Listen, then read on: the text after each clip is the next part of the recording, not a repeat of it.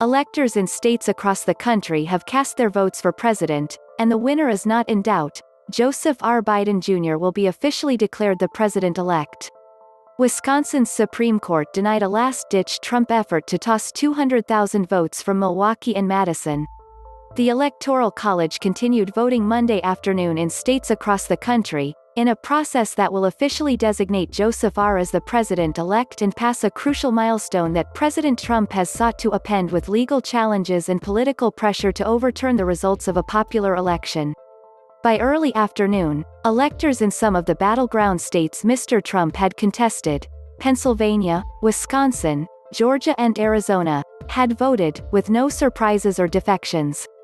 Stacey Abrams, the former Democratic candidate for governor in Georgia, announced Georgia's 16 votes for Mr. Biden. And the Supreme Court in Wisconsin rejected yet another lawsuit from the Trump campaign, ending the last current legal hurdle in that state. Despite palpable tensions across the country, wrought in large part by the rhetoric of the president, the Electoral College process appeared to be proceeding smoothly. It's not just out of tradition but to show folks, especially now more than ever, our system works, said Governor Chris Sununu of New Hampshire, a Republican, in opening remarks before the state's 4 electors cast their ballots for Mr. Biden. Voting will continue throughout the day, with the schedule determined by individual states.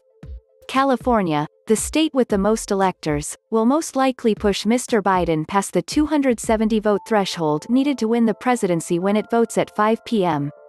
Eastern. Nevada's 6 electors all cast their votes for Mr. Biden, as expected, holding their ballots in front of the camera during the virtual meeting, and voters in Pennsylvania cast their ballots, giving 20 electoral votes. The states are 2 of 5 that some of Mr. Trump's closest allies in the House are eyeing to challenge on January 6 in a final stage effort, all but certain to fail, to reverse Mr. Biden's victory. Though the meeting of the Electoral College is an important moment in American democracy, it is rarely one that becomes a major political event. But as the president has continued his campaign to subvert the election, the vote on Monday has loomed as an important deadline, made all the more unusual because there was no state in which the vote was close enough to leave its result in doubt. Despite the definitive defeat in the Electoral College, Mr. Trump has remained defiant, spending his weekend attacking the Supreme Court for rejecting a Texas lawsuit against 4 battleground states and issuing more baseless accusations about the election from his Twitter account. The president has shown no indication he intends to concede the election.